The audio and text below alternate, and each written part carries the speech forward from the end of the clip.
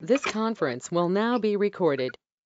बिस्मिल्लाहिर्रहमानिर्रहीम रब्बि इश्रह ली सदरी व यस्सिर ली अमरी वहलुल उक़दतम मिन लिसानी यफ़क़हू क़ौली। अल्लाह ताला से दुआ है कि अल्लाह ताला हमारे काम में आसानी पैदा करें और जिस काम के लिए हम इकट्ठे हुए हैं उसमें बरकत अता करें। जनरल सेल्स टैक्स को हमने स्टार्ट किया था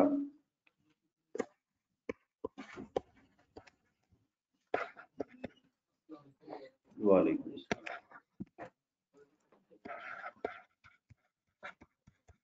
और सेल्स टैक्स में अभी तक हम जो बात कर चुके थे वो क्या थी। सबसे पहले हमने इसमें बात ये की कि सेल्स टैक्स के अंदर जो सेल्स टैक्स लायबिलिटी है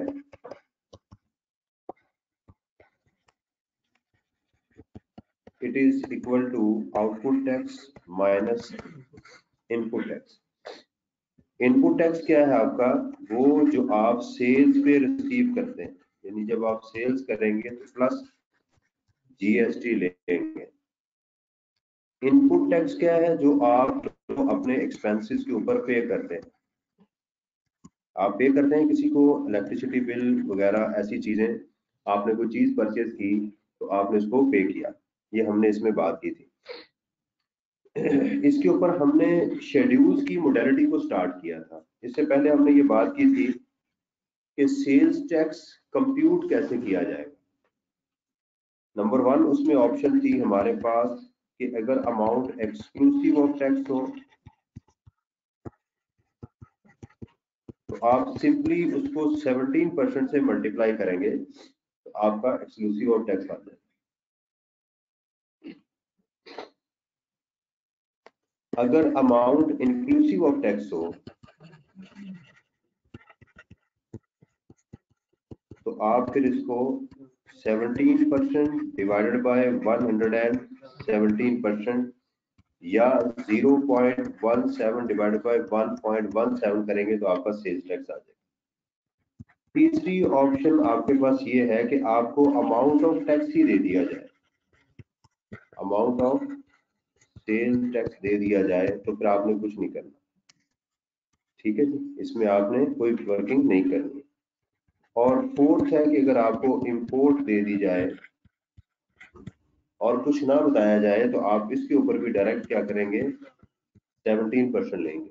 और अगर इंपोर्ट के साथ आपको ये बता दिया जाए कि this import is subject to custom duty, तो पहले आप इसमें कस्टम ड्यूटी ऐड करेंगे और फिर इसको 17% लेंगे। और अगर बताया जाए ये कमर्शियल इंपोर्ट है तो फिर आप कमर्शियल इंपोर्ट को में भी कस्टम ड्यूटी ऐड करेंगे और रेट आपका 20% हो, अनलेस के एग्जामिनर क्या दे कि आपने वैल्यू एडिशन टैक्स नहीं देना। ये 20% क्या है, इसमें 17% टैक्स है और 3% वैल्यू एडिशन टैक्स है।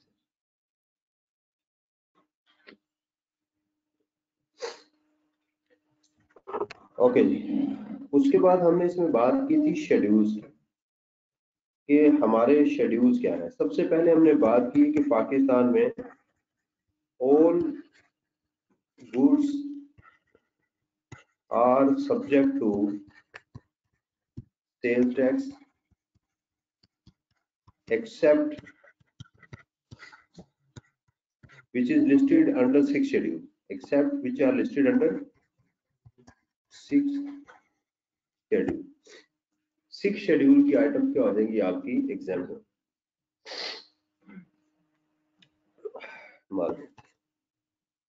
अच्छा जी, अब 6th शेड्यूल एक हमने पढ़ लिया कि एग्जाम शेड्यूल हो गया।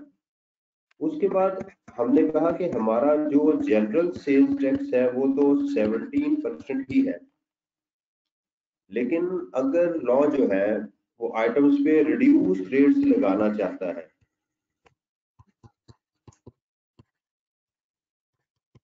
तो उसके लिए उसको किस में लिखना पड़ेगा, उसको 8th शेड्यूल में, राइट। 8th शेड्यूल में हर आइटम के सामने आपको कोई परसेंटेज, कोई अमाउंट, कोई चीज आपको लाजमी नजर आएगी। 6th शेड्यूल में आपको उसके सामने कोई रेट नजर नहीं आएगा। फिर हमने एक बात की इसके अंदर, वो थी रिटेल गुड्स।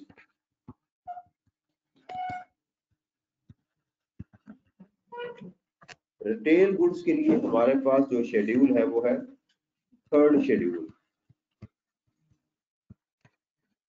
थर्ड शेड्यूल में भी आपको कोई परसेंटेज नजर नहीं आएगी, उसमें सिर्फ आपको आइटम्स नजर आएंगी। उन आइटम्स का मॉडल ये है कि अगर आपको रिटेल गुड, जैसे मैं कुछ एग्जांपल दूं कि आपकी शैम्पू है, सोप है, टी है, ठीक है, सीमेंट है,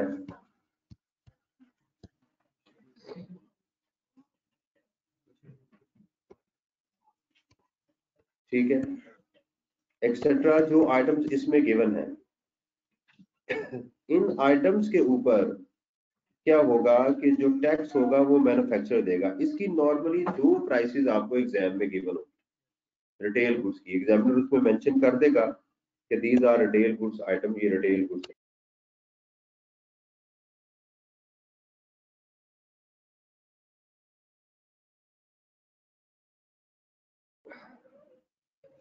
अच्छा जी, रिटेल गुड्स आइटम में क्या है कि अगर हमें बताया जाए कि इसकी सेल प्राइस या इसकी परचेज प्राइस लेट्स सपोज 100 है, और इसकी जो प्रिंटेड प्राइस है वो लेट्स सपोज कि 150 है, राइट। वालेकुम सलाम। तो आपने जो सेल्स टैक्स चार्ज करना है वो इस पे चार्ज करना है। अगर ये किसी शेड्यूल में नहीं तो आप 17% लेंगे। अगर वो 8 शेड्यूल में है तो उसमें जो भी रेट्स हैं नॉर्मली एग्जामिनर आपको बता देता है कि कुछ आइटम्स आपको हम बता देंगे। लेट्स सपोज कि किसी आइटम पे 10% है तो आप 10% लेंगे, ठीक है। ये शेड्यूल बार बार पूछ रहे हैं कि ये शेड्यूल किसको कहते हैं। शेड्यूल लॉ ने बनाए हुए हैं ताकि डिफरेंट आइटम्स को रखा जाए। आपके सेल्स टैक्स एक्ट है उसके बाद में कुछ शेड्यूल बने हुए हैं, ठीक है। उन शेड्यूल्स की मैं बात कर रहा हूँ। शेड्यूल्स एक डॉक्यूमेंट है जो आपके ऑर्डिनेंस के बाद लिखा हुआ है। ये तीन बातें हमने डिस्कस की थी। अच्छा, इसके अलावा एक और शेड्यूल भी है जो आज हम डिस्कस करेंगे, वो है 5th शेड्यूल।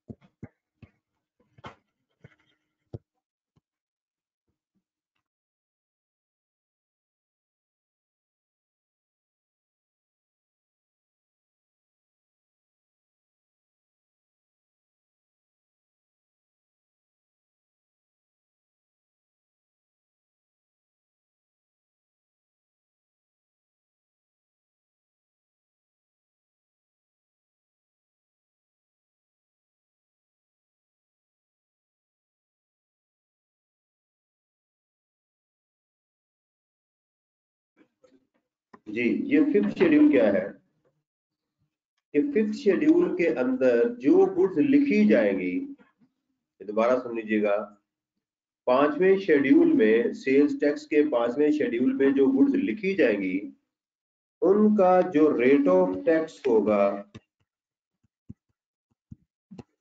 वो 0% होगा। अब जैसे ही मैं कहूंगा कि उसका रेट ऑफ टैक्स 0% होगा, फौरन जो है वो स्टूडेंट्स के जहन में कुछ सवालात आने शुरू हो जाते हैं कि सर वो जो आपने कहा था किसी गुड्स के ऊपर टैक्स ही नहीं है, एग्जेम्प्ट गुड जो है, तो वो क्या चीज है, और ये जीरो रेटेड क्या चीजें हैं। ये फौरन सवाल और बनता है, अगर कोई इंसान है तो उसके जहन में ये सवाल बनना चाहिए कि भी जीरो से मुराद है। अगर पूछा जाए कि जी आपने क्या खाना है, तो आप कहेंगे जी कितनी चीजें लेनी है, आप कहेंगे जीरो लेनी है, तो कहेगा कि बको भी नहीं लेनी, जीरो क्या होगी। लेकिन यहाँ एक बड़ा मेजर डिफरेंस है, मैं आपको जरा वो क्लियर करना चाहता हूँ। ये एग्जाम में बार बार आ चुका हुआ है, ठीक है। देखें, हमारे जितने शेड्यूल्स हैं वो तमाम टैक्सेबल गुड्स के ऊपर बात करते हैं। यानी अगर हम अपने शेड्यूल्स को डिवाइड करते हैं या अपनी गुड्स को डिवाइड करें तो हमारी गुड्स दो तरह की हैं। एक है एग्जेम्प्ट गुड्स और एक है टैक्सेबल गुड्स।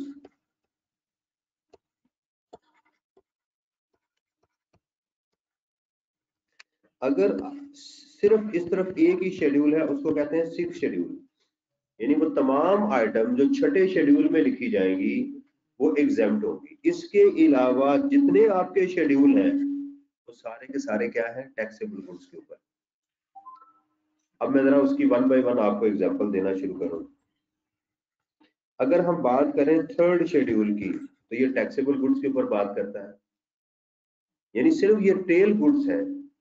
इसका मैकेनिज्म क्या है थर्ड शेड्यूल का, सिर्फ कि इसका जो टैक्स होगा वो इसकी प्रिंटेड प्राइस, जो लिस्टेड प्राइस जिसको कहते हैं, लिस्टेड प्राइस भी कहते हैं इसको, रिटेल प्राइस भी कहते हैं इसको, प्रिंटेड प्राइस भी कहते हैं, वो टैक्स इसके ऊपर होगा, असल प्राइस के ऊपर नहीं होगा। इसका ये मकसद है। यानी आपको ये एग्जाम में बता दिया जाए कि ice cream is a third schedule item और इसकी जो सेल प्राइस है वो एक्स है और इसकी जो लिस्टेड प्राइस है वो वाई है, तो आप टैक्स वाई पे लेंगे। खरीदने वाला भी, बेचने वाला भी, खरीदने वाला भी, बेचने वाला भी। जो बेच रहा है वो भी लिस्टेड प्राइस पे टैक्स लेगा, जो खरीदने वाला है वो भी लिस्टेड प्राइस पे ही टैक्स देगा, दोनों ही। आपको कहा जाए कि मैंने जो चाय है, टी, वो थर्ड शेड्यूल की आइटम है और मैंने उसकी जो सेल प्राइस है वो एक्स है और लिस्टेड प्राइस उसकी वाई है, तो पूरी सप्लाई चेन, ये नहीं कोई एक बंदा, मैन्युफैक्चरर से लेके डिस्ट्रीब्यूटर, होलसेलर, रिटेलर, कंज्यूमर, सभी लोग इस पे टैक्स नहीं देंगे, इसी पे देंगे। ऑल्दो कि उनकी सेल परचेज हर एक की डिफरेंट होगी। मैन्युफैक्चरर जो डिस्ट्रीब्यूटर को बेचेगा उसकी सेल प्राइस और होगी, आगे डिस्ट्रीब्यूटर जो है वो होलसेलर को बेचेगा उसकी प्राइस और होगी, वो जो रिटेलर को बेचेगा उसकी और असल में जो कंज्यूमर होगा वो सही प्राइस पे करेगा, जो प्रिंटेड प्राइस है।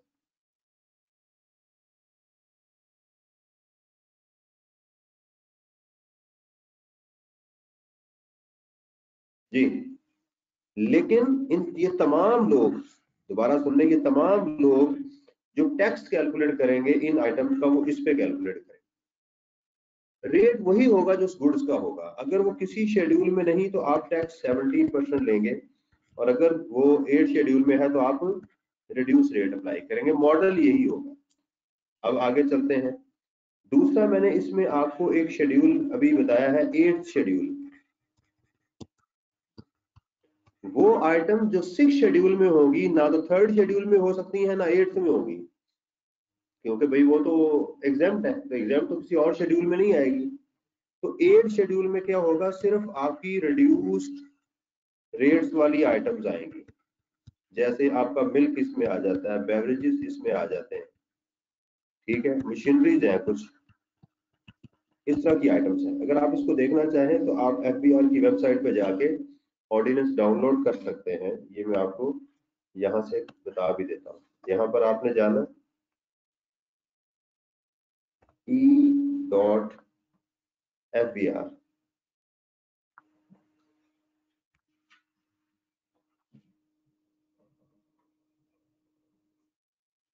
नहीं वो कहता है ई पे ना जाए, सिर्फ FBR पे जाए, fbr.gov.pk।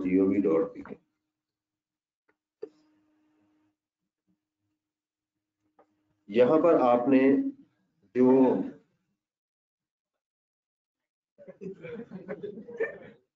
ये मार्केटिंग है ना, इसका काम क्या है, पैसे लेना लोगों से। रेवेन्यू नहीं पढ़ा हमने, रेवेन्यू होता है ना इनकम टैक्स का, तो रेवेन्यू के लिए क्या मार्केटिंग नहीं की जाती, मार्केटिंग की जाती है। तो ये अंदाजा करें कि आप, अच्छा जी, इसमें ये आएंगे आपके रिसोर्सेज। ये देखिए पब्लिकेशंस, आपने इनकम टैक्स एक्ट है ना तो आपने यहाँ क्लिक करना, ठीक है। और ये आपके पास आगे जी एक्ट, ये देखिएगा सेल्स टैक्स एक्ट आ गया आपके पास, ये आपके पास सबसे अमेंडेड है अप टू 30 जून ये वाला। और इसके अंदर ये शेड्यूल्स पड़े होंगे, आप ऑर्डिनेंस पूरा देख लेंगे तो इसके बाद आपको शेड्यूल मिलेंगे, अल्लाह करे जल्दी डाउनलोड हो जाए जी। तो ये देखिएगा, ये कस्टम हो गया। तो भाई सेल्स टैक्स आपने करना क्या, गलत करी जा रहे हैं। ये देखिए सेल्स टैक्स एक्ट, ये वाला कस्टम तो हमारे सिलेबस में नहीं है, आप ऐसे डाउनलोड करी जा रहे हैं। माजरत कर ली उन्होंने। अच्छा ले जी, ये जरा डाउनलोड, ये देखिएगा, ये हमारे पास सेल्स टैक्स एक्ट है। तो इसमें ये शेड्यूल्स होंगे, ये रजिस्ट्रेशन,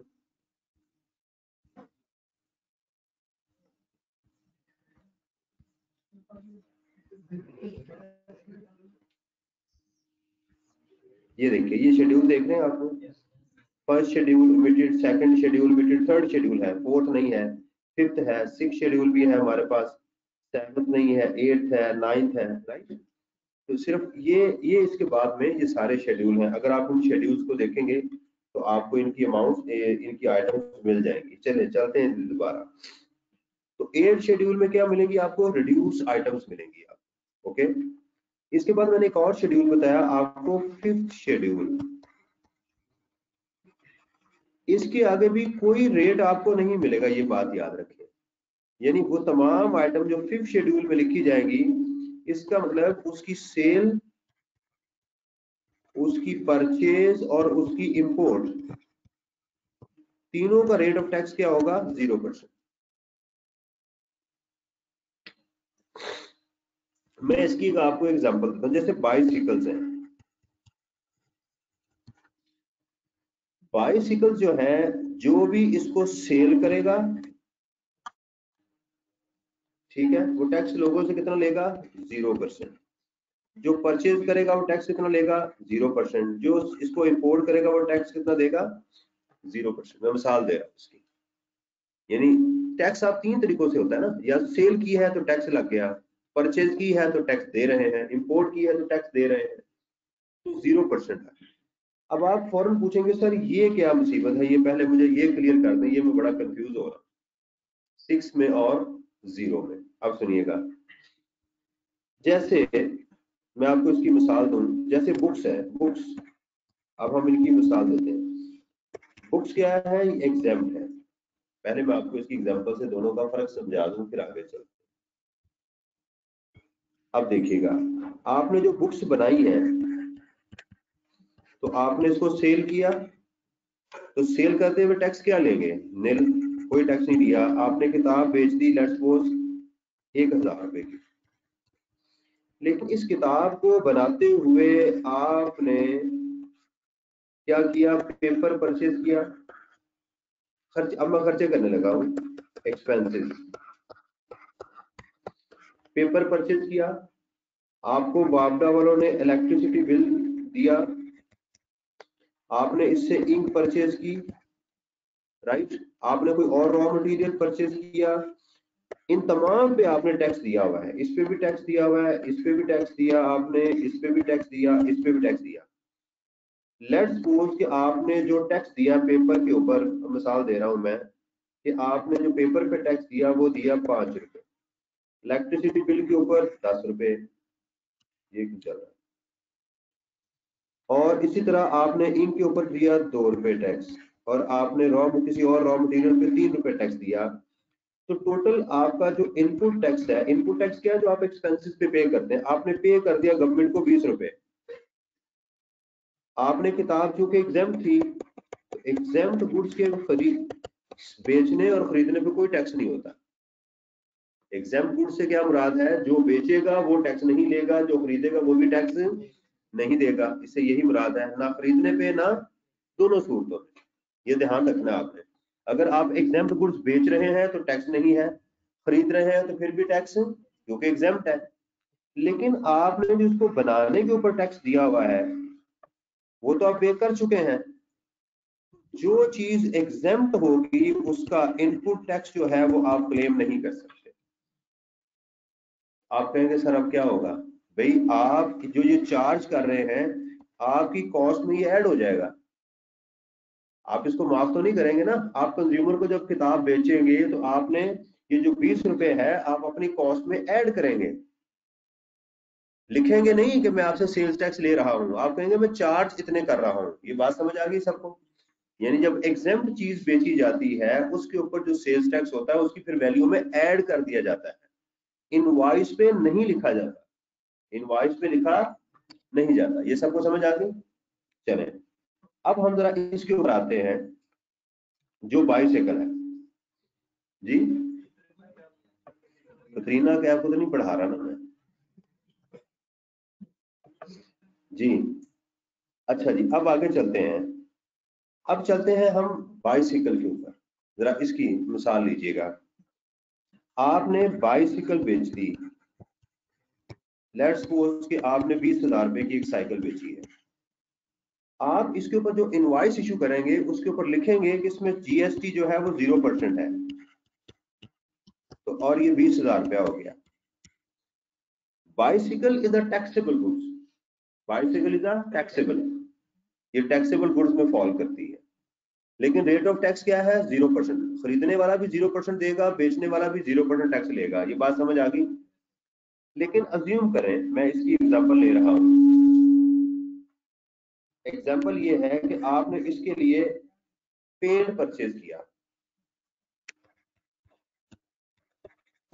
आपने आयरन परचेज किया, आपने टायर परचेज किए, टायर 3rd शेड्यूल की आइटम्स है, आपने इलेक्ट्रिसिटी बिल पे किया जी। Gentlemen please have a look over here, एक ही बात पूछी जाए। पेंट, आयरन, टायर और आपने इलेक्ट्रिसिटी बिल भी पे किया, बिजली चली है वहां पर आपकी, मुख्तलिफ आपने चीजों पे टैक्स पे किया। पेंट पे आपने टैक्स पे किया है 10 रुपए का, आयरन पे आपने टैक्स पे किया 200 रुपए का, टायरों के ऊपर आपने 100 रुपए का टैक्स पे कर दिया, बिजली के ऊपर आपने 40 रुपए का टैक्स पे कर दिया। तो ये जो आपने टैक्सेस पे किए 350 का आपने टैक्स पे कर दिया, राइट? अब देखिएगा, से जो आपकी टैक्सेबल गुड्स होती हैं उसका फॉर्मूला होता है आउटपुट टैक्स। अब लिखेंगे जी आउटपुट टैक्स, आप लिखेंगे 20,000 सेल हुई आपकी इनटू 0% नील, और इसमें आप लिखेंगे इनपुट टैक्स, क्योंकि ये टैक्सेबल गुड्स है ना, तो टैक्सेबल गुड्स के लिए इनपुट टैक्स लिखेंगे, एग्जाम के लिए नहीं लिखेंगे। किसके लिए लिखेंगे? टैक्सेबल गुड्स के लिए। तो आप इसमें लिखेंगे पेंट का आपने पे कर दिया 10, उसके बाद आपने आयरन परचेज किया, एक्सपेंस हो रहा है ना आपका 200 का, टायर आपने परचेज किए 100 के, और इलेक्ट्रिसिटी के ऊपर आपने 40 पे किया, तो ये हो गया आपका 350। तो आपका जब टैक्स नेगेटिव हो जाए तो उसको क्या कहते हैं? Tax refundable. ये आपको एफबीआर पे करता है, ये बात याद है। आप फर्क समझ आइए आपको कि एग्जेम्प्ट गुड्स के अगेंस्ट, एग्जेम्प्ट गुड्स के अगेंस्ट मेरी बात याद रखें, आप जितना भी इनपुट टैक्स देंगे उसके अगेंस्ट आपको टैक्स रिफंड नहीं होना, उससे आपको टैक्स रिफंड नहीं होना। लेकिन ये बात याद रखें, जो आपकी जीरो रेटेड गुड्स होती हैं उसके लिए आपका टैक्स रिफंड हो जाता है। इसलिए जो जीरो रेटेड गुड्स होती हैं लोग उसके अंदर टैक्स की अमाउंट शामिल नहीं करते नॉर्मली, ये बात याद रखें। क्यों नहीं इसमें शामिल करेगा? वो उसका खर्चा नहीं बनाएगा, वो कहेगा कि क्योंकि ये 350 तो मुझे गवर्नमेंट ने वापस करने हैं, गवर्नमेंट ने मुझे एग्जेम्प्ट गुड्स में उसको ये पैसे वापस नहीं मिलने होते, इसलिए वो क्या करता है कि इसके अंदर ये जो उसने पे किए थे 20 वो ऐड कर देगा,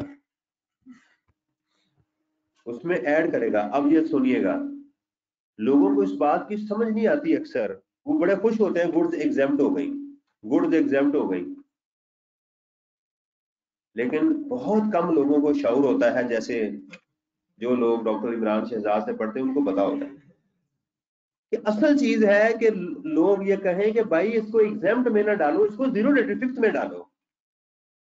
अगर आप आवाम के ऊपर सेल्स टैक्स का बर्डन शिफ्ट नहीं करना चाहते तो इंसानों की तरह इसको कहां डालो, फिफ्थ शेड्यूल में डालो, तब बर्डन आगे शिफ्ट नहीं होगा। अगर सिक्स शेड्यूल में डाल दोगे ना तो इस प्रोडक्ट के बनने तक जितना टैक्स होगा मैन्युफैक्चरर अपनी सेल प्राइस में ऐड करेगा, उसको छोड़ेगा नहीं आप। तो इसलिए ये मीडिया के ऊपर ये बड़ी मार्केटिंग हो रही होती है, जी फलां गुड्स को एग्जाम्प्ट कर दिया गया, फलां को भी एग्जाम्प्ट कर दिया गया। गवर्नमेंट कहती है सो व्हाट, क्या हुआ एग्जाम्प्ट हो गए, मुझे कोई खास फर्क हो? कोई खास फर्क नहीं पड़ा, पड़ता है फर्क, टैक्सेबल से फिर भी रेट कम होता है लेकिन फर्क पड़ता है, ये बात याद रखें। तो किसी चीज को दोनों में फर्क समझ आ गई कि जो जीरो रेटेड गुड्स होती हैं उसके अंदर उसकी वैल्यू में ऐड नहीं किया जाता। तो मेन फर्क हमारे पास क्या हुआ, पहला फर्क तो ये है कि फिफ्थ और जीरो रेटेड और एग्जाम्प्ट गुड्स में फर्क ये है कि एग्जाम्प्ट गुड्स सिक्स शेड्यूल में लिखी जाती हैं और zero rated goods fifth schedule में लिखी जाती है। और इनका टैक्स क्या होता है, रिफंड होता है, ये बात ध्यान में रखनी है।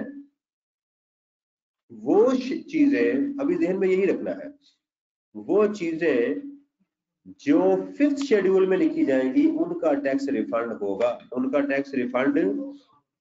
अब यहां स्टूडेंट एक नया सवाल पैदा कर देता है, कहते हैं सर क्या जिंदगी में ऐसा पॉसिबल नहीं है कि मेरा इनपुट जो है वो आउटपुट से बढ़ जाए? सवाल पैदा होता है। उस नेगेटिव अमाउंट का सर क्या करेंगे? ये तो नेगेटिव अमाउंट थी ना, ऊपर था ही जीरो, भाई यहाँ पर तो था ही जीरो, तो जीरो में से जो भी ₹1 भी माइनस करेंगे तो आंसर नेगेटिव में चला जाएगा। अगर आपने देखिएगा, अगर आपने परचेज की है, मैं एग्जांपल देने लगा हूं, आपने परचेज की है 1 लाख रुपए की और आपने टैक्स दे दिया, इसको क्या कहूंगा, इनपुट कहूंगा आउटपुट कहूंगा? परचेज एक्सपेंस होता है, इनकम होती है एक्सपेंस, क्या कहूंगा इसको, ये इनपुट है आउटपुट है? शाबाश, ये क्या है हमारा इनपुट टैक्स है। मैंने सारी चीजें नहीं बेची, मैंने क्या किया, सारी चीजें नहीं बेची, मैंने इसमें से 50,000 की सेल की है, तो मेरा आउटपुट टैक्स कितना हो गया, 8,000। अब आप कहेंगे सर हमारा सेल्स टैक्स फॉर्मूला है output tax less input tax, मेरा आउटपुट टैक्स है 8,500 और ये है 17,000, मेरी तो ये नेगेटिव अमाउंट आ गई, ये क्या आ गई, मेरी नेगेटिव अमाउंट आ गई, तो क्या ये मुझे रिफंड मिलेगा? द आंसर इज नो, ये अगले महीने में कैरी फॉरवर्ड हो जाएगा।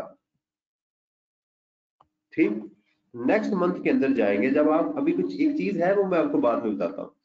नेक्स्ट मंथ के अंदर आप क्या करेंगे, आप फिर सेल करेंगे ना, अगले महीने में मजीद आपने 70,000 की सेल कर दी इनटू 17%,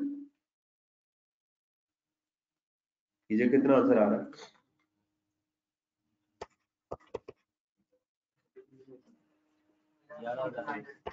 11,000। अब आप चूंकि इस साल आपने कुछ चीज, अगले महीने में आपने कुछ चीज परचेज नहीं की, तो आप लिखेंगे ब्रॉड फॉरवर्ड टैक्स, वो था 8,500, 3,400, ये आपका टैक्स पेएबल आ जाएगा। ये बात समझ आ गई? रिफंड एक चीज फिलहाल ध्यान में रखें समझने के लिए कि रिफंड जो है वो सिर्फ किसके अगेंस्ट होता है, जीरो रेटेड के होता है। अगर बाकी आपका आएगा नेगेटिव अमाउंट आएगी तो आप उसके आगे कैरी फॉरवर्ड लिखेंगे, क्या लिखेंगे? ये बात सबको समझ आ गई? कोई सवाल? क्लियर हो गया? चले दोबारा जरा एक रिव्यू इसको करें हम अपने शेड्यूल्स के ऊपर, कि हमारी टैक्सेबल गुड्स ऐसी गुड्स हैं जो किसी भी शेड्यूल में नहीं लिखी हुई, उनको टैक्सेबल कहते हैं। वो तमाम पाकिस्तान में गुड्स जो किसी शेड्यूल में नहीं हुई वो टैक्सेबल होती है। हाँ, लॉ ने फिर भी टैक्सेबल के कुछ शेड्यूल बनाए हुए हैं, जैसे उसमें 8 शेड्यूल है, वो तमाम आइटम जिन पे जनरल सेल्स टैक्स 17% एप्लीकेबल नहीं है वो 8 शेड्यूल में लिखी जाएंगी। 5%, 10%, 7.5%, 12%, वो सारी इसमें है। अंडरस्टैंड? वो तमाम गुड्स जिनका टैक्स उसकी प्रिंटेड प्राइस पे पे होगा उनको रिटेल गुड्स कहते हैं। वो आइटम 8 शेड्यूल में भी हो सकती हैं और 3rd शेड्यूल में भी हो सकती है, दोनों में कंबाइंड भी हो सकती है, राइट? अगर वो आइटम 8 शेड्यूल में भी हैं और 3rd शेड्यूल में भी हैं तो रिटेल प्राइस पे ही टैक्स होगा, लेकिन रिड्यूस होगा। अगर वो आइटम किसी शेड्यूल में नहीं, 3rd शेड्यूल में है, 3रे शेड्यूल में है और कहीं नहीं लिखी हुई, तो उसका प्राइस लिस्टेड प्राइस पे होगा फिर 17%। अगर वो आइटम जो 5th शेड्यूल में है वो क्या होंगी हमारी? Zero rated. इसकी सबसे बड़ी एग्जांपल जो आपको एग्जाम में आ चुकी हुई है वो है एक्सपोर्ट।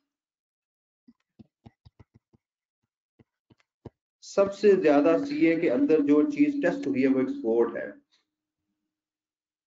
आप किसी भी आइटम को एक्सपोर्ट कर दें वो जीरो रेटेड होगी। उससे क्या मुराद है?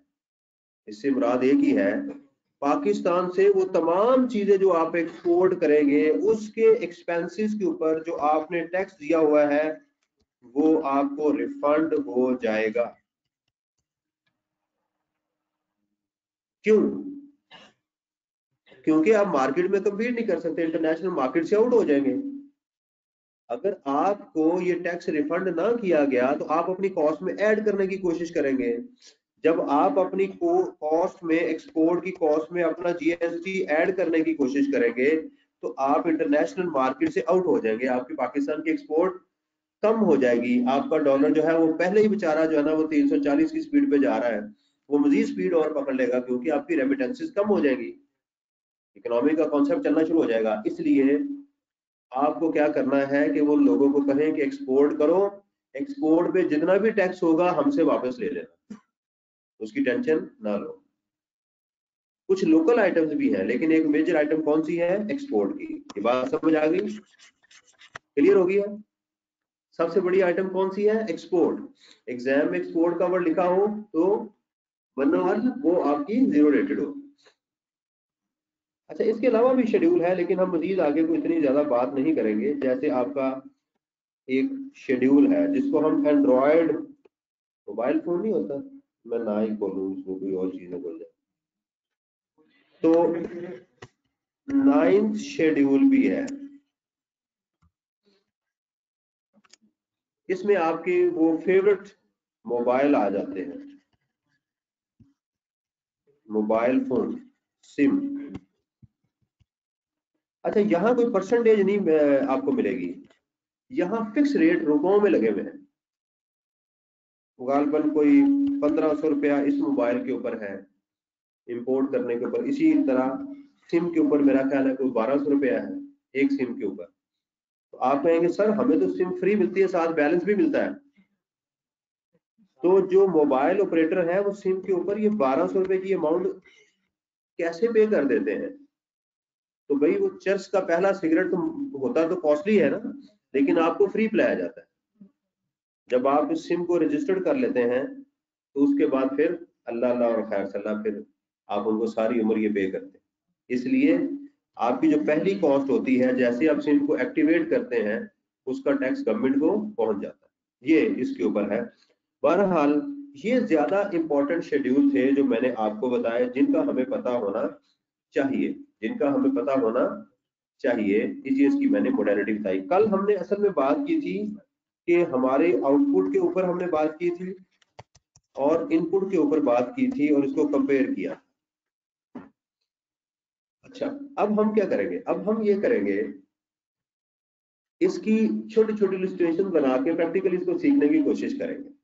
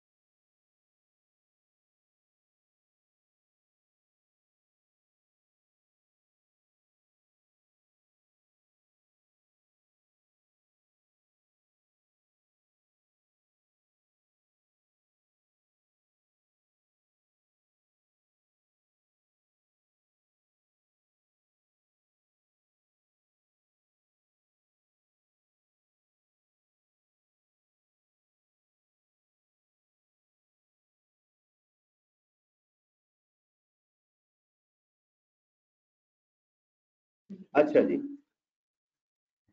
ले जी, अब हम बात करते हैं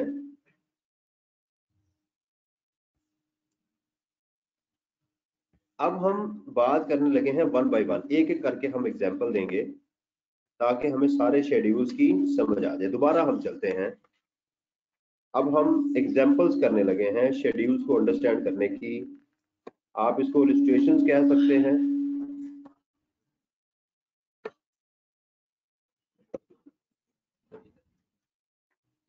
जी थैंक यू वेरी मच, बहुत शुक्रिया जी। आप पियो, आपके लिए मंगाई मैंने भी पी है, पी लो यार, तो किसी और को जी। ले जी, चलते हैं जी अपने मौजू के ऊपर। हमने बात कर रहे थे कि सेल्स टैक्स के अंदर नॉर्मली क्या है, हम अज्यूम करें चेयर किसी भी शेड्यूल में नहीं है। एक एक करके हम एग्जांपल लेते हैं। चेयर जो है वो किसी भी शेड्यूल में नहीं है। इसकी एग्जांपल मैं आपको एक दिखाई दूं 8 शेड्यूल की।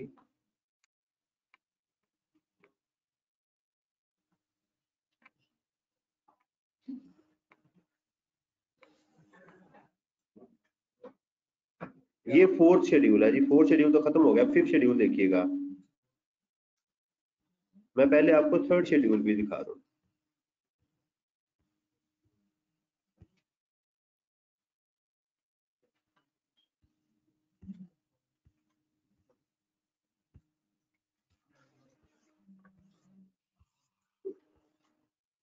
हमारा सबसे पहला शेड्यूल कौन सा है? 3rd schedule. ये देखिएगा, ये इसको ignore, fruit juices and vegetable, ice cream, aerated water और beverages, syrup, squash, cigarettes, toilet soap, detergent, shampoo, toothpaste, shaving cream, cosmetics, powder drinks, milky drinks, toilet paper, spices sold in retail packing. देखिए, spices sold in retail, क्योंकि spice, अगर आप मिर्च जो है वो तो एग्जाम्प्ट है, अगर रिटेल में बेचेंगे तो वो हो जाएगी इसकी। और इन चीजों को देखिएगा कि इनकी प्राइस भी प्रिंट होती है इसके ऊपर। शू पॉलिश, शू क्रीम, फर्टिलाइजर्स आ गई जी ये, लेकिन आपको ग्रोसरी की दुकान से नहीं मिलेगी फर्टिलाइजर जो। Cement, minerals, house hold, electric goods, air conditioner, refrigerator, ये सारी उन्होंने वो भी इसमें डाल दी, वॉशिंग मशीन। ठीक है जी, चले अब असल में मैं आपको 8 शेड्यूल दिखाना चाह रहा हूँ।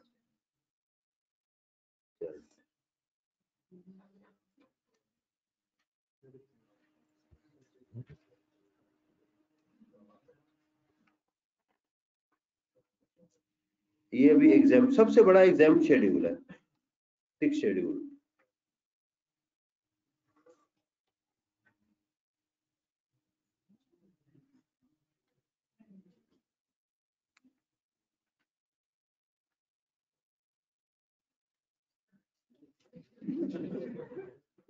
पैम्पर्स भी है, यानी हर बंदे को अपनी आइटम की पड़ी है जो वो यूज करता है।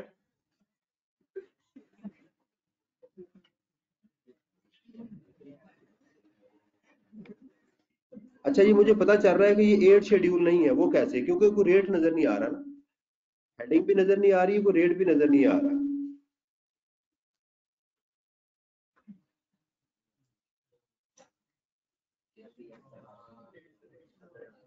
इसके ऊपर ही ना कहीं रेट लिख दी है उसने।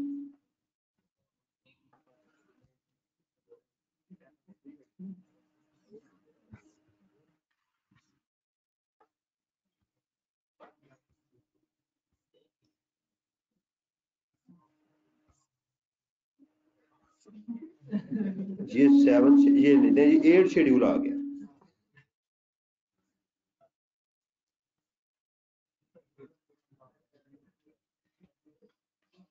इसमें आगे रेट्स होने चाहिए ना। मेरा सिस्टम जरा स्लो चल रहा है।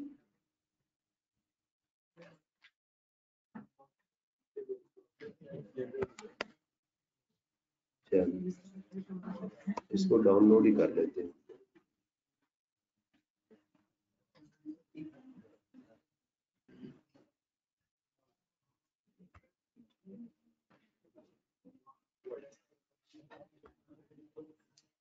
माउस का ना होने का ये नुकसान।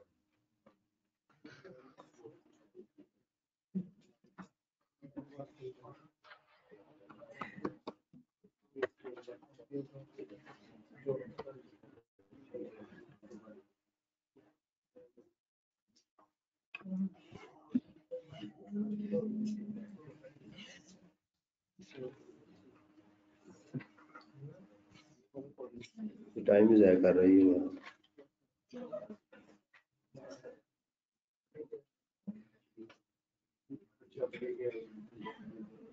ये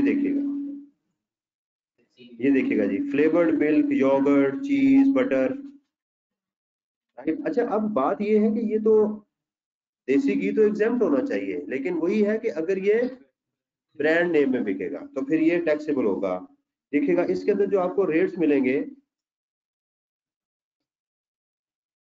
वो 17% कोई रेट नहीं होगा इसके अंदर, ठीक है।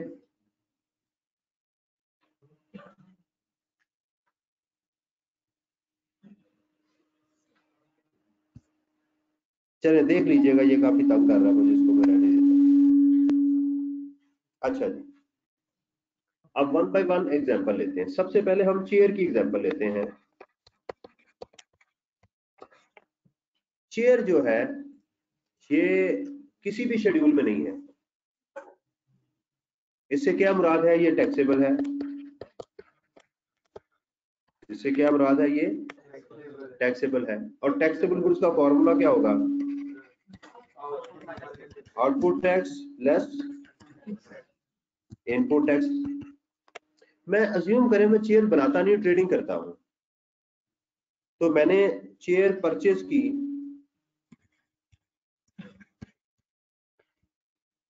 1 लाख रुपए की, तो मैंने इसके ऊपर टैक्स दे दिया। अच्छा, अनरजिस्टर्ड पर्सन को आप टैक्स नहीं दे सकते, ये बात याद रखिएगा। आप अनरजिस्टर्ड पर्सन को टैक्स नहीं दे सकते, वो ना आपसे ले सकता है। आप सिर्फ रजिस्टर्ड पर्सन को ही टैक्स देंगे। अगर वो रजिस्टर्ड है तो तभी वो टैक्स लेने का मजाज है, otherwise he can't take tax from you. ये बात ध्यान में रखनी है, अनरजिस्टर्ड को आप कभी भी टैक्स नहीं। तो आपने क्या किया, लेट्स सपोज मैं सबके लिए एग्जांपल ले रहा हूँ, ये रजिस्टर्ड था। आपने लेट्स सपोज इसी महीने ये सारी की सारी सेल कर दी, राइट। ये चीज आपने सेल कर दी 2 लाख रुपए की, तो टैक्स कितना आ गया आपके पास, आउटपुट टैक्स 34,000। तो आप इस महीने गवर्नमेंट को कितना पे करेंगे, 17,000। ये आपकी टैक्स लायबिलिटी, टैक्स पेएबल लिखेंगे, टैक्स पेएबल। अच्छा, इसमें टैक्स लायबिलिटी नहीं लिखते जैसे इनकम टैक्स में लिखते हैं, इसमें डायरेक्ट टैक्स पेएबल ही लिखते हैं, क्योंकि आपकी रिटर्न तभी फाइल होती है जब आपने टैक्स पे कर दिया होगा, तो रिटर्न फाइल ही नहीं होती। समझ आ गई ना। यहाँ पर आपने क्या करना है कि यहाँ डायरेक्ट टैक्स पेएबल ही लिखना है। लायबिलिटी भी लिख सकते हैं, एग्जाम में अगर आए लायबिलिटी तो लायबिलिटी लिख दें, अदरवाइज टैक्स पेएबल ही लिखना है। बस इतनी बात आपने ये करनी है। अच्छा, अब हम दूसरी एग्जांपल ये लेते हैं कि मैंने चेयर्स खरीदी लेकिन एक्सपोर्ट कर दी। दूसरी एग्जांपल क्या है कि मैंने चेयर्स परचेज की, देखिएगा, chairs locally purchased and exported, Pakistan से बाहर एक्सपोर्ट कर दी। जैसे ही आप एक्सपोर्ट करेंगे तो रेट ऑफ टैक्स क्या होगा, 0%। तो जब आपने लोकली परचेज किए हैं तो टैक्स कितना दिया हुआ है, 17%। अब देखिएगा आपका आउटपुट टैक्स कितना होगा। आप करेंगे export 200,000 at the rate of 0% नील, और आपका इनपुट टैक्स आप लिखेंगे परचेज 100,000 इंटू, आप लिखेंगे कि मेरा 17,000 टैक्स रिफंडेड।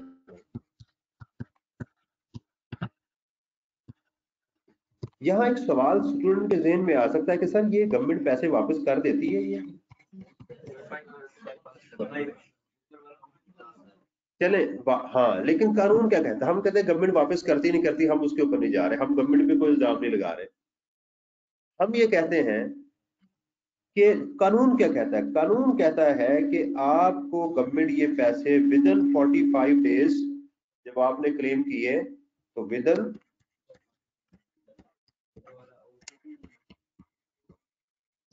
5 डेज आउटपुट तो नील हो गया ना, एक्सपोर्ट जो हो गई, इनपुट यही रिफंड हो रही है ना भैया। आपने जब एक्सपोर्ट कर दी है तो टैक्स क्या लेंगे? जीरो।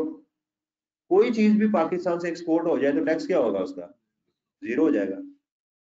तो इनपुट सारे का सारा रिफंड में चल, नेगेटिव हो गया ना, तो वो रिफंड में आ जाएगा। तो हमने कहा कि 45 दिनों के अंदर अंदर ये पैसे आपको वापस होने चाहिए, मिलने चाहिए, ये बात ज़हन में रखनी है। अब यहाँ स्टूडेंट एक और सवाल कर सकता है, सर अगर एक ही महीने में मैंने पैसे देने भी हों लेने भी हों तो क्या मैं एडजस्ट कर सकता हूँ? The answer is no. जो देने हैं वो आप देंगे, जो लेने हैं वो आपको बाद में मिल जाएंगे, आप आपस में एडजस्ट नहीं कर सकते। दोबारा सुन लीजिएगा, अगर एक ही महीने में, लेट्स सपोज कि ये समझ लें कि आपने ये एक ही महीने की ये आपकी डील हुई है, ये आपकी लेट्स सपोज कि एक ही महीने में हुआ, आपने चेयर खरीदी लाख रुपए की, लोकली बेच दी, लाख रुपए की बेची और एक्सपोर्ट कर दी। आप कहते हैं सर अगर ये ट्रांजेक्शन दोनों एक ही महीने में हुई है तो क्या हम डिपार्टमेंट को कुछ देंगे? क्योंकि ये एक 17,000 हमने देना और 17,000 ही हमने लेना, तो क्या हम चिल करें? The answer is no. ये आप नेशनल बैंक ऑफ पाकिस्तान में इंसानों की तरह जाके या जिस जैसे भी आपने पे करना है इजी कैश के थ्रू, ये आपने पे करना है। डिपार्टमेंट कहता है जो तुमने मुझे देने हैं वो दे दो, जो मैंने तुम्हें देने हैं दे दूंगा। अब समझ आ गई बात? और वो टाइम कितना है? 40। अगला सवाल फौरन आपके ध्यान में आएगा, सर अगर ये 45 दिन के बाद भी पैसे ना मिले तो? फिर सुनिएगा, फिर डिपार्टमेंट आपको इसके ऊपर एक पेनल्टी पे करेगा, आपको पे करेगा। वो कितनी है? 17,000 प्लस काइबर, जो काइबर जो कराची इंटरबैंक ऑफर रेट होगा, जितने दिन वो डिले करेगा उतने दिनों के ऊपर, एक साल उसने किया, लेट्स सपोज कि 10% है मिसाल के तौर के ऊपर, एक साल बाद उसने आपको पैसे दिए ड्यू होने के बाद, तो वो आपको क्या करेगा? 17,000 प्लस इसका 10%, 1,700 रुपया। तो आपको डिपार्टमेंट से पैसे कितने मिलेंगे? 18,000। अब आप यहाँ पूछेंगे सर ये बात तो समझ आ गई, ये मेरे पैसे थे, अब ये 1,700 क्या है? लॉ कहता है ये टोटली टैक्सेबल है। ये किसमें? इनकम टैक्स में। किस? Income from other source. यानी जब आपको ये वाले पैसे मिलेंगे डिपार्टमेंट से तो कहता है ये सूद की शक्ल है ना, जो पैसे आपने किसी से लेने थे उसने जब पैसे वापस किए तो सूद समेत वापस किए, बेशक वो मैं ही हूं, बेशक वो मैं खुद ही हूं। तो आपकी ये टोटली टैक्सेबल इनकम है under the head income from other source, other income from other sources. ये बात समझ आ गई? क्लियर हुई है बात? वो कहते हैं ये प्रॉफिट ऑन डेट के अंदर आएगा। नहीं जी, इसको प्रॉफिट ऑन डेट नहीं लिखेंगे, इसको हम लिखेंगे amount received on delayed refund. इसको प्रॉफिट ऑन डेट नहीं लिखेंगे, इसको क्या लिखेंगे? Amount received on delayed refund. Refund जो मिला वो डिले होके मिला है। आप कहेंगे इससे क्या होगा? हलाल हो जाएगा। अगर सूद लिखेंगे तो फिर हराम हो जाएगा, इसलिए लॉ ने इसको सूद नहीं कहा। उन्होंने कहा जी आपको पेनल्टी हम दे रहे हैं, या आप प्लीज इसको कबूल फरमाएं और हमें इसके ऊपर क्या करें? टैक्स भी दे दें। ये बात समझ आ गई? दो चीजें मैंने आपको समझाई कि अगर चीज नॉर्मल हो और अगर चीज एक्सपोर्ट कर दी जाए तो ठीक हो गया। चले अब हम चलते हैं एक ऐसी आइटम के ऊपर, थोड़ा सा मॉडल को चेंज करते हैं। हम कहते हैं कि मैंने चाय खरीदी और चाय बेची। अब थर्ड शेड्यूल में आ जाते हैं, टैक्सेबल आइटम है, टैक्सेबल आइटम है। तो मैं कहता हूं टी क्या है? सबसे पहले टैक्सेबल है, एग्जेम्प्ट नहीं है। और ये क्या है? रिटेल गुड्स है। रिटेल आइटम है। अब सुनिएगा, मैं होलसेलर हूं,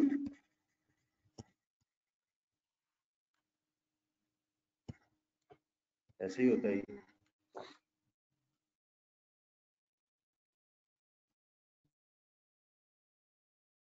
होलसेलर बोलते हैं वैसे।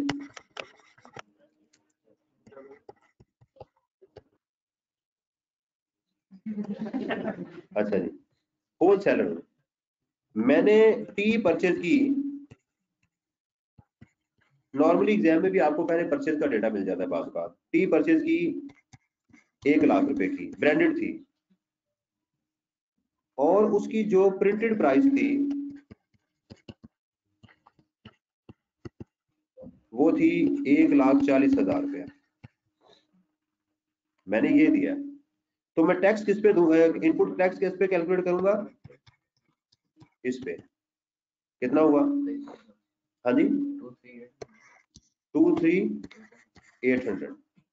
अच्छा, वैसे एग्जाम के लिए नहीं, वैसे ही अब समझाने लगा हूं कि आपने परचेज करते हुए पेमेंट कितनी की होगी। आपने किया होगा 1,00,000 रुपया प्लस 23,800 रुपया, ये आपने पेमेंट की होगी। इसका हमारे एग्जाम के साथ कोई ताल्लुक नहीं है, बार बार कह रहा हूँ, समझाने के लिए बता रहा हूँ कि उसने आपसे 1,23,800 रुपया लिया होगा जिससे आपने ये चाय परचेज की है।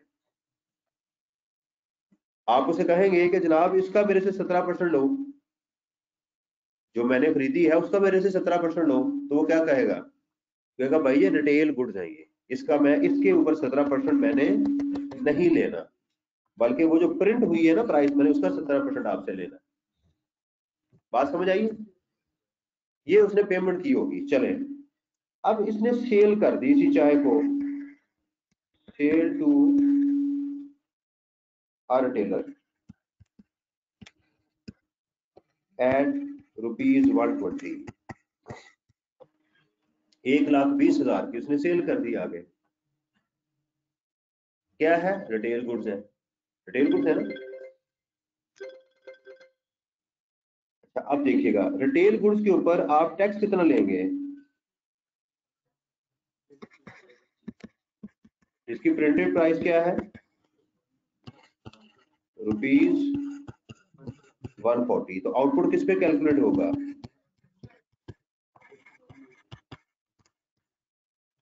इसके ऊपर। अच्छा, अब जब आप पैसे लेंगे उसे कितने लेंगे? उसे कहेंगे भाईजान मेरी जो चाय है वो है 1,20,000 की प्लस 23,800 तो मुझे टैक्स दो, तो टोटल पेमेंट मुझे करो 143,800। वो भी ये सवाल कर सकता है कि भाई इसका मेरे से 17% लो ना, तो कहेंगे नहीं। क्यों? क्योंकि ये रिटेल गुड्स में है, तो इसके लिए मैं अपनी कीमत के ऊपर मैंने तुमसे टैक्स नहीं लेना। अपनी कीमत के ऊपर टैक्स, वो जो इस डिब्बे के ऊपर प्रिंट हुई है ना सेल्स टैक्स की, ये सेल्स टैक्स प्रिंट हुई होगी। अंडरस्टैंड? तो इसका आउटपुट कितना हुआ? 23,800। इसका इनपुट कितना हुआ? 23,000। तो ये क्लियर हो गया। जो इसने परचेज करते हुए टैक्स दिया वही अगली पार्टी से टैक्स ले लिया, तो इसकी वो खत्म हो गया, इसको आगे नहीं होगा। हाँ, कंज्यूमर जब खरीदेगा तो वो एक्चुअल प्राइस पे दे रहा होगा। जब एंड कंज्यूमर देगा ना, तो एंड कंज्यूमर कितनी दे रहा होगा? आप जब ये चाय परचेज करेंगे तो उस पर लिखा होगा 140,000 प्लस 23,800। आप जब पे करेंगे तो आप करेंगे 163,800, लेकिन ऊपर वाली सारी सप्लाई चेन के ऊपर ये वाला मॉडल नहीं लगेगा। Is it clear? ये बात समझ आ गई? क्लियर?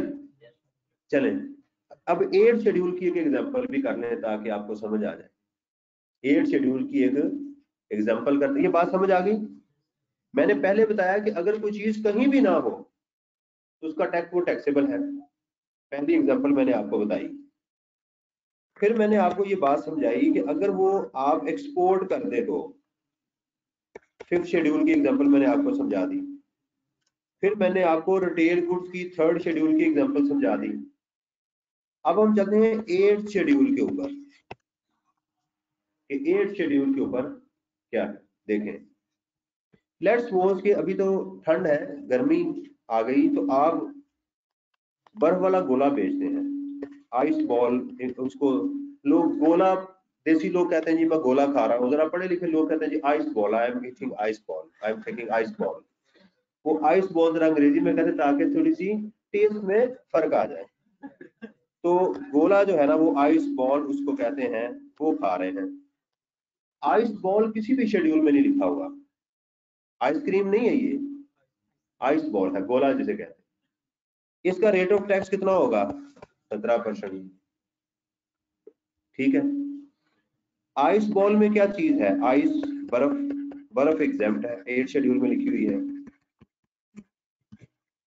ठीक है, आपने दूध परचेज किया इस गोले के लिए, लेकिन ये ब्रांडेड है, ये उसका रेट ऑफ टैक्स कितना है? 10%। चल, वो अपने शौक पे चला गया। आइस भी है, मिल्क भी है उसके अंदर, तो इसमें और पानी भी इस्तेमाल, पानी तो नहीं इस्तेमाल होता, फ्लेवर्ड मिल्क कर लेते हैं हम, फ्लेवर्ड मिल्क कर लेते हैं इसको, फ्लेवर्ड मिल्क कर लेते हैं। कोई चॉकलेट जो है ना इस तरह की कोई चीज वो इस्तेमाल करता है। उसके बाद शुगर भी है इसमें, शुगर वो इस्तेमाल करता है। इसका रेट कितना है? 17%। ये बात समझ आ गई? यानी एक गोला बना रहे हैं, उस गोल, ये गोला वो मार जंग वाला गोला नहीं है, मैं बार बार कह रहा हूँ, ये हम बना रहे हैं। जंग वाला गोला भी टैक्सेबल है, उसको भी किसी शेड्यूल में नहीं लिखा होगा। अब आपने देखिएगा, आपने गोले बेचे, सेल हो गई आपकी गोलों की 1 लाख रुपया आइस बॉल की। इसके लिए आपने ध्यान से करना था, प्लीज बी अटेंटिव। आपने जो बर्फ परचेज की है वो परचेज की है आपने 5,000 रुपए की। फ्लेवर्ड मिल्क आपने जो परचेज किया है वो किया आपने 20,000 का, और शुगर आपने परचेज की है 30,000।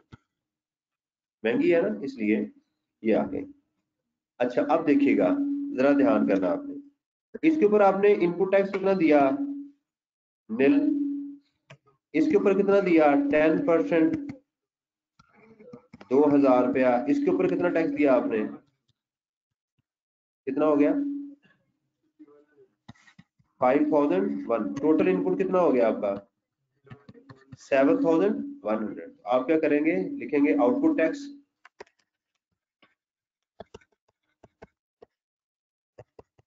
इंटू 17%, 17,000, और फिर आप लिखेंगे इनपुट टैक्स आइस, मिल्क और शुगर। ये आ जाएगा इसके ऊपर नील 2,000।